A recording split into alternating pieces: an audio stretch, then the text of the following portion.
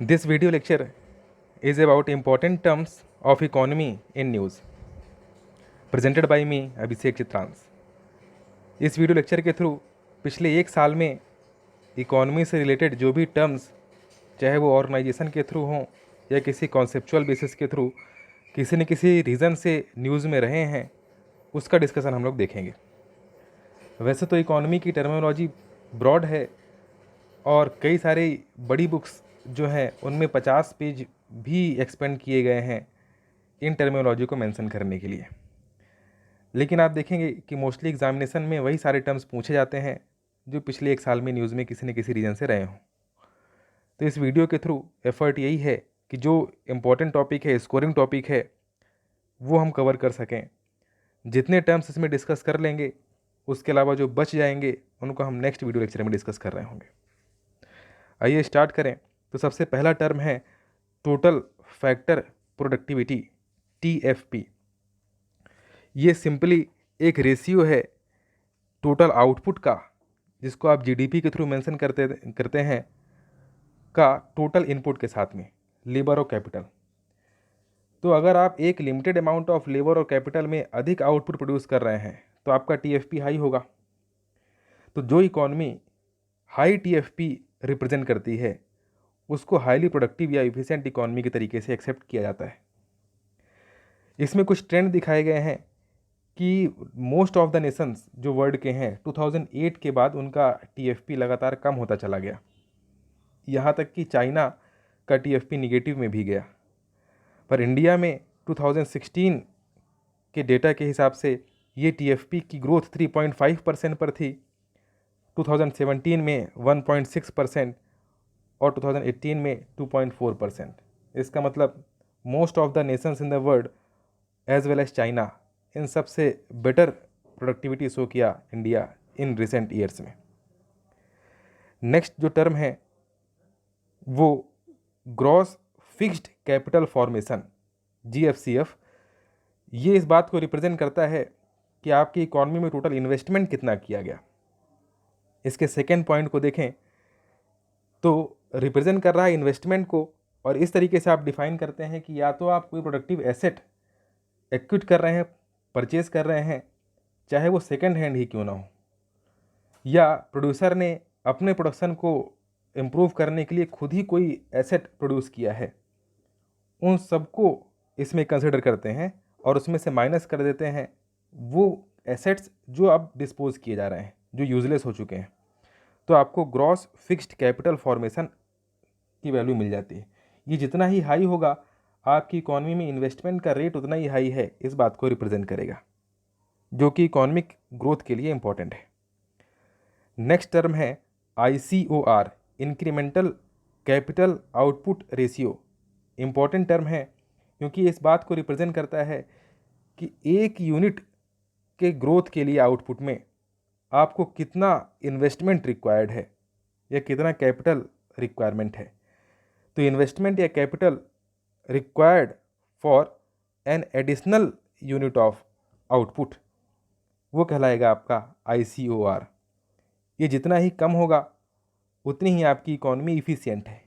ये जितना ही हाई होगा वो रिप्रेजेंट करेगा कि आपकी इकॉनमी में जो इनपुट हैं उसको प्रॉपरली यूज़ नहीं किया जा रहा है और उसमें अब टेक्नोलॉजिकल इनोवेशन की रिक्वायरमेंट है, जिससे लिमिटेड कैपिटल में हाई प्रोडक्शन किया जा सके। नेक्स्ट है मिडिल इनकम ट्रैप। इंडिया के रिस्पेक्ट में बहुत इंपॉर्टेंट था इस पूरे साल में, क्योंकि आपने देखा कि एक लॉन्ग पीरियड ऑफ टाइम में हम लोगों ने हाई GDP ग्रोथ अचीव किया 2004 से लेकर के 2009 और फर्दर 2014 तक। लेकिन उसके बाद धीरे धीरे इकॉनमी स्लो डाउन के ट्रैप में आती चली गई। मिडिल इनकम ट्रैप इस बात को शो करता है कि कोई इकॉनमी डेवलपिंग इकॉनमी के तरीके से डेवलप होते होते एक इनकम के इस पैरामीटर तक पहुंचती है जो मिडिल इनकम कहलाएगा, और उससे आगे मूव करके वो डेवलप्ड में शामिल हो पाने के लिए एफर्ट तो करती है, लेकिन वो पॉसिबल नहीं हो पा रहा होता फिलहाल कुछ समय के लिए। तो वो कंडीशन उसकी मिडिल इनकम ट्रैप कहलाती है कि उसने अपने आप को लो इनकम से तो ग्रो करा करके मिडिल इनकम तक पहुंचा लिया, लेकिन अब मिडिल इनकम से ग्रो करा करके डेवलप्ड इकॉनमी के बराबर तक पहुंचना ये फ़िलहाल नहीं हो पा रहा है। वो ट्रैप्ड हो गई इकॉनमी, और इकॉनमी अब स्लो डाउन की कंडीशन में जा रही है। इसे कहते हैं मिडिल इनकम ट्रैप, और सबसे पहली बार वर्ल्ड बैंक की रिपोर्ट में इसे 2007 में मेंशन किया गया था। नेक्स्ट जो टर्म है वो है नेशनल स्टैटिस्टिकल ऑफिस, NSO। तो ministry of statistics and programme implementation के अंतर्गत दो ऑफिस हुआ करते थे, NSSO national sample survey office और CSO सेंट्रल स्टैटिस्टिकल ऑफिस, ये ऑर्गेनाइजेशन।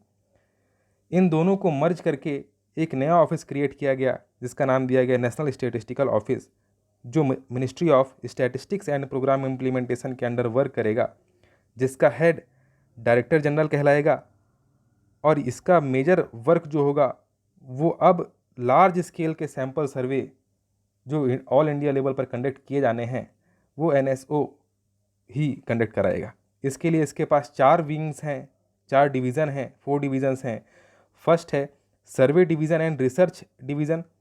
इसका काम ये होगा कि ये डिसाइड करेगा किस प्रकार का क्वेश्चनायर होना चाहिए और कौन कौन से डेटा कलेक्ट किए जाने चाहिए जिससे हम प्रॉपर एनालिसिस कर सकें, वो इस डिवीज़न का काम होगा। फील्ड ऑपरेशन डिवीज़न सेकंड है। इसमें वो परफॉर्मेंस जो फील्ड लेवल पर करना है, कि आप उस क्वेश्चनायर को फिल करने के लिए डोर टू डोर या किस तरीके से आप सैंपल सर्वे करना चाह रहे हैं, वो सेकंड पार्ट में है, फील्ड ऑपरेशन डिवीज़न। थर्ड है डाटा प्रोसेसिंग डिवीज़न। तो एक बार जब फील्ड ऑपरेशन डिवीज़न से डेटा आपके पास आ गए, उसको आप प्रोसेस करके इंफॉर्मेशन में कन्वर्ट करना, फर्दर एनालिसिस जनरेट करना, ये इस डिवीज़न का काम होगा। फोर्थ है सर्वे कोऑर्डिनेशन डिवीज़न। ये इस पूरे सर्वे के प्रोसेस के दौरान इंडिविजुअल और ऑफिसर्स के बीच में कोऑर्डिनेशन इस्टेब्लिश करने का काम करेगा। नेक्स्ट है नेशनल स्टैटिस्टिकल कमीशन, NSC। इसको 2005 में गवर्नमेंट की एक नोटिफिकेशन के थ्रू इस्टेब्लिश किया गया था, और इसके इस्टेब्लिशमेंट का रिकमेंडेशन रंगराजन कमेटी ने दिया था।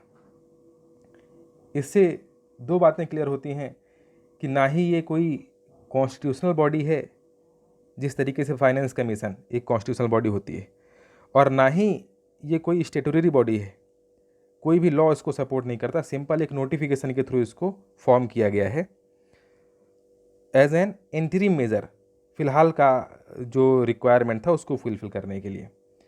NSC एपेक्स एडवाइजरी बॉडी है जो सारे स्टैटिस्टिकल मैटर इंडिया में हैं उनके रिस्पेक्ट में एडवाइजरी जनरेट करती है गवर्नमेंट के लिए, और इसके सजेशन जो होंगे वो गवर्नमेंट फॉलो करे या नहीं करे ये गवर्नमेंट पे डिपेंड करता है। इट मीन्स इसके सजेशन बाइंडिंग नहीं होते।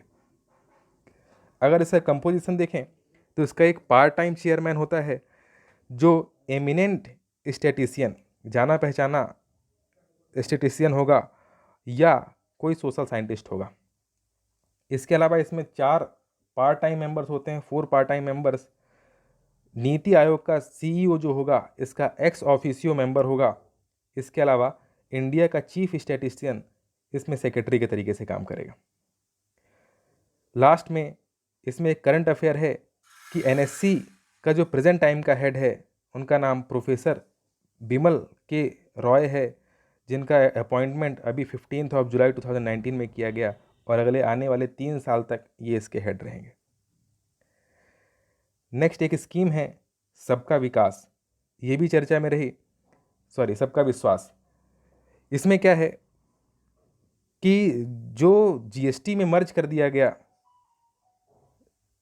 एक्साइज ड्यूटी और सर्विस टैक्स, तो जिनका पेंडिंग चल रहा था या किसी न किसी कारण से उनके ऊपर केस चल रहे थे, लिटिगेशंस थे कि वो लाइबल इतने के थे लेकिन उन्होंने इतना पे नहीं किया, तो उनके ऊपर जो पेंडिंग एक्साइज ड्यूटी और सर्विस टैक्स का केस चल रहा था उसको रिजॉल्व करने के लिए ये स्कीम सबका विश्वास गवर्नमेंट ने इम्प्लीमेंट किया 2019 में।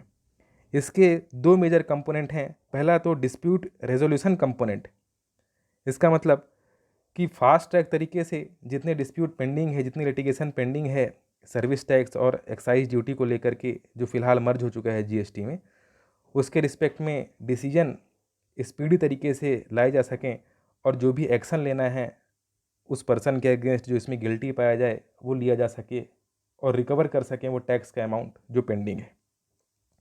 दूसरा ये है कि अगर उस कॉन्सिक्वेंस से बचना चाहता है वो इंडिविजुअल जो इस लिटिगेशन के डिसाइड होने के बाद उसके साथ हो सकता है, तो वो अपना सेटलमेंट कर दे एक साथ, जिसको आप एमनेस्टी कंपोनेंट कहते हैं इसका। तो वो खुद जा कर के गवर्नमेंट के पास वो पेंडिंग अमाउंट सेटल कर दे, जिससे उसके ऊपर ऐसा कोई कॉन्सिक्वेंस उसको फेस नहीं करना पड़ेगा और वो फ्री हो जाएगा फर्दर अपना वर्क करने के लिए। नेक्स्ट जो टर्म है वो है central repository of information on large credits. इसका इस्टेब्लिशमेंट तो आरबीआई ने 2014-15 में ही कर दिया था, लेकिन ये करंट ईयर में क्यों न्यूज़ में था? क्योंकि अचानक से इसने एडवाइजरी इशू कर दी, एक ऑर्डर इशू किया अर्बन कॉरपोरेटिव बैंक्स के लिए कि जिनका एसेट 500 करोड़ रुपये से ऊपर का है, वो जब भी 5 करोड़ रुपये से ऊपर का लोन सेंक्शन करेंगे वो उसका इन्फॉर्मेशन क्वार्टरली बेसिस में हर 3 महीने के बाद सबमिट करेंगे आरबीआई के पास, जो CRILC में मेंटेन किया जाएगा।